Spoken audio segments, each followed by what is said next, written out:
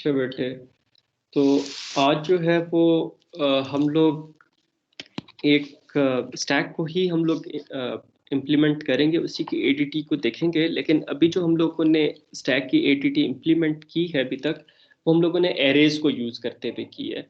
Arrays का एक बहुत बड़ा मसला ये होता है कि हमें उसके अंदर साइज जो होता है एरे का, वो हमें फिक्स करना पड़ता है।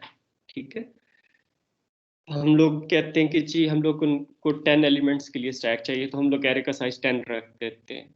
अब अगर हमारे पास 11th ऑब्जेक्ट आ जाता है तो हमारे पास स्टैक ओवरफ्लो हो जाएगा। राइट, हम लोग उस एरे के अंदर जो है वो उसको स्टोर जो है वो नहीं कर सकेंगे। अच्छा, तो इसका हल क्या है? इसका हल ये है कि हम लोगों के पास जैसे हम लोगों ने कोई वैल्यू स्टैक के अंदर ऐड करनी है, तो हम लोग उसके लिए मेमोरी क्रिएट करें और फिर उसके बाद उसके अंदर वो वैल्यू स्टोर कर पाते हैं। ठीक है, तो इसको अगर हम लोग देखें, इसका जो क्लाइंट कोड है वो हमारे पास टिपिकली उसी तरह होगा जिस तरह हमारे पास होता है स्टैक। अब हम लोग टेम्पलेट्स यूज कर रहे हैं, स्टैक INTS, बट ये टेम्पलेट्स की बहुत अच्छे तरीके से प्रैक्टिस कर लेना, क्योंकि अब थ्रू आउट द कोर्स हम लोग जितना भी कोड लिखेंगे वो हम लोग टेम्पलेट्स को यूज करते हुए लिखेंगे। ठीक है, और आपकी प्रोफेशनल लाइफ के अंदर भी जब आप डेवलपमेंट शुरू करेंगे तो उसके अंदर भी आप देखेंगे कि आपके पास जो एग्जिस्टिंग स्टैंडर्ड टेम्पलेट लाइब्रेरी है वो भी टेम्पलेट्स यूज करती है। और जहाँ पे भी आपने मल्टीपल डाटा टाइप्स पे काम करना है तो वहाँ पे आपको टेम्पलेट्स जो है वो हेल्प आउट करेंगे। ठीक है, तो टेम्पलेट्स को आप अभी से जो है वो यूज करना शुरू करते हैं। तो लेट्स हमारे पास ये इंटीजर टाइप का हम लोग एक स्टैक लेते हैं एस। हम लोग एस डॉट पुश, इसमें कोई वैल्यू स्टोर कराते हैं 5। नाउ वी नो ये 5 जो है वो हमारे पास स्टैक के बॉटम पे जाके स्टोर हो जाएगा। लेकिन हम लोग ये चाहते हैं कि अब ये स्टैक जो है ये बैकएंड पे एरे ना यूज करें, स्टैक की एडीटी में हम लोग स्टोरेज के लिए एरे ना यूज करें, बल्कि हम लोग डायनेमिकली मेमोरी एलोकेट करें। What does this mean? कि जैसे ही हम लोगों ने 5 को स्टोर करवाया तो हमारे पास 5 के लिए मेमोरी एलोकेट हो जाए। ठीक है, और उसको हम लोग जो है वो 5 के लिए मेमोरी एलोकेट करें और उधर 5 स्टोर करवा दें। ठीक है, और इसका लेट से हमारे पास अगर हम लोग कहें कि स्टैक पे भी एक ही एलिमेंट है और इसको हम लोग कहते हैं कि ये हमारे पास टॉप पॉइंटर है, तो वहां पे हम लोगों ने इसका 5 का एड्रेस स्टोर करवा दिया ताकि हम लोग इस मेमोरी को एक्सेस कर सकें। आपको पता है जब भी डायनामिकली मेमोरी एलोकेट करते हैं तो हमें उसके लिए उसका एक एड्रेस मिल जाता है, उस एड्रेस को हम लोग कहीं सेव करवा लेते हैं। तो इनफैक्ट ज़्यादा बेहतर पिक्चर ये होगी कि पॉइंटर की अपनी कोई स्पेस होगी और उसके अंदर एड्रेस किसका स्टोर हो जाएगा, ये 5 वाला जो मेमोरी है इसका एड्रेस जो है वो हमारे पास स्टोर हो जाएगा।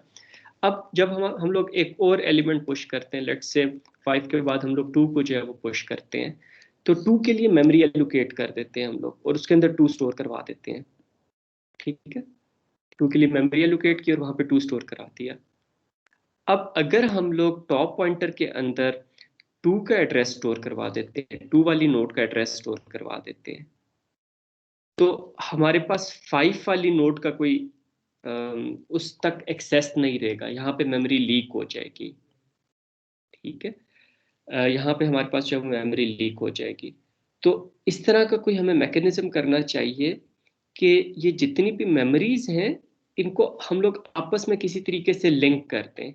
ठीक है, अगर अभी तक का हम लोग कोड देखें तो हम लोग क्या करते हैं, INT स्टैरिक पॉइंटर लेते हैं हम लोग। ओके, पॉइंटर हम लोग लेते हैं, हम लोगों ने किया pointer is equal to new INT। ठीक है, और फिर हम लोगों ने क्या किया कि asterisk PTR is equal to 5 वहाँ पे स्टोर करा दिया। ठीक है, और एक हम लोगों ने इंटीजर टाइप का लिया हुआ है टॉप पॉइंटर, जो स्टैक के टॉप मोस्ट एलिमेंट को पॉइंट कर रहा है, और हम लोगों ने कह दिया top pointer is equal to PTR।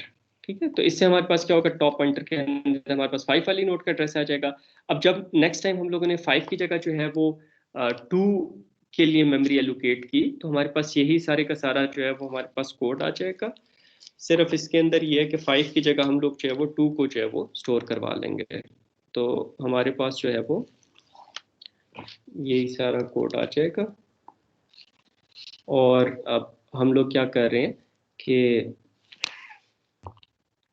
ये हमारे पास एलोकेट हुई पॉइंटर्स डिफाइन हुए में हम लोगों ने pointer is equal to new INT किया, asterisk pointer is equal to 2 किया और top pointer is equal to pointer कर दिया।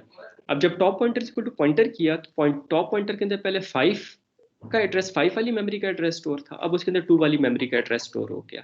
ठीक है, तो अब यहाँ पे हमारे पास प्रॉब्लम होगी, क्या प्रॉब्लम होगी कि ये चीज करने से हमारे पास मेमोरी मेमोरी जो है वो हमारे पास लीक हो गई।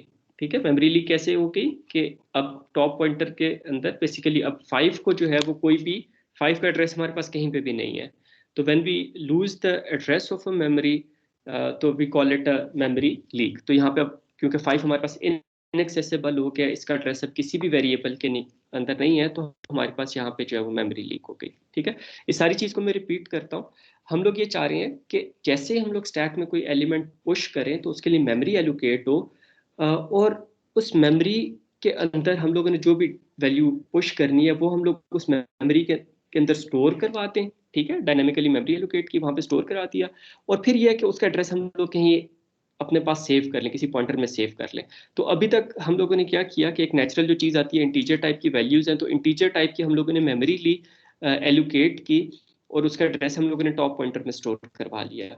ठीक है, लेकिन मसला ये हुआ कि जैसे कोई नई वैल्यू आई तो टॉप पॉइंटर के अंदर अब सिर्फ एक वैल्यू का एड्रेस जो है वो हम लोग स्टोर करा सकते हैं, तो पहले वाली जितनी भी वैल्यूज हैं उनकी मेमोरी हमारे पास जो है वो जाया हो जाएगी। इसका फिर हल क्या है? इसका हल ये है कि हम लोग इन मेमोरी जो हमारे पास डायनेमिकली मेमोरी एलोकेट हो रही है, इनको हम लोग आपस में लिंक करते हैं। ठीक है, इसका क्या मतलब है, लिंक करने का क्या मतलब है? अब हम लोग दोबारा जो है वो इस चीज पे आते हैं कि सबसे पहले हम लोगों ने 5 को इंसर्ट करवाया, तो 5 के लिए हम लोग क्या करते हैं, जो मेमोरी एलोकेट करेंगे उसके दो हिस्से रख लेते हैं। एक हिस्सा हम लोग रख लेते हैं डाटा स्टोर कराने के लिए जहाँ पे 5 स्टोर करा दिया, और एक हिस्सा हम लोग रख देते हैं लिंकिंग के लिए। ठीक है, अब क्योंकि 5 से आगे हमारे पास कोई और वैल्यू नहीं है तो उसके अंदर हम लोग नल स्टोर करवा देते हैं कि यहाँ पे हमारे पास जो है वो इससे आगे कोई वैल्यू नहीं है, और टॉप पॉइंटर के अंदर हम लोग इस नोड का एड्रेस स्टोर करा देते हैं। ठीक है, अब जब हमारे पास ओके, लेट अस जस्ट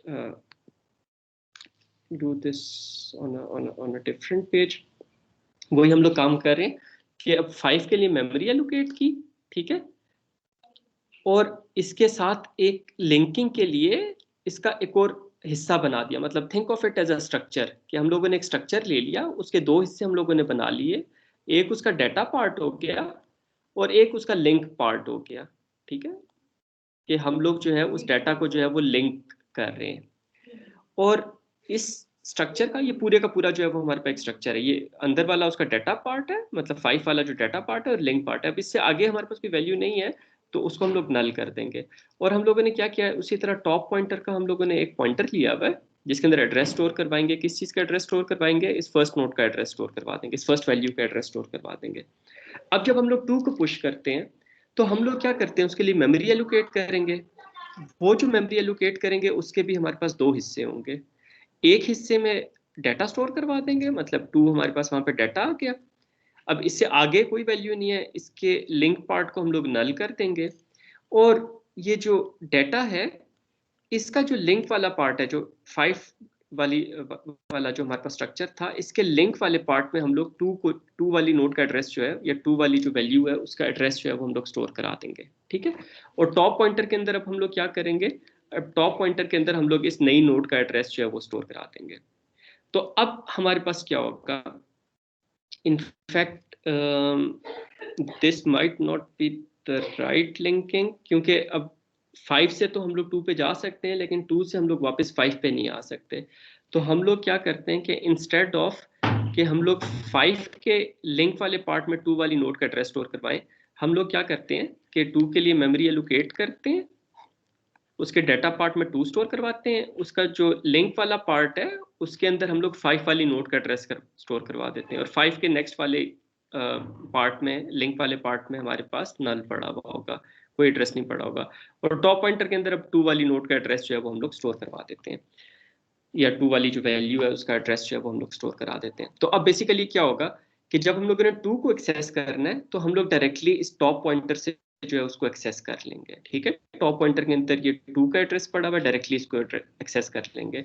और जब हम लोगों ने 5 को एक्सेस करना है तो हम लोग क्या करेंगे कि 2 के लिंक पार्ट के थ्रू हम लोग 5 को एक्सेस कर लेंगे।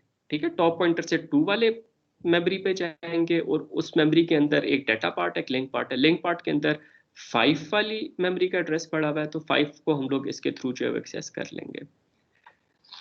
कॉन्सेप्चुअली क्लियर है कि हमें इस तरह मल्टीपल हर वैल्यू जो हम लोग स्टैक में डाल रहे हैं उसके लिए मेमोरी क्रिएट करनी पड़ रही है और उस मेमोरी को आपस में लिंक करना पड़ रहा है। कॉन्सेप्चुअली क्लियर है ये सबको? इसमें किसी को कोई कंफ्यूजन हो?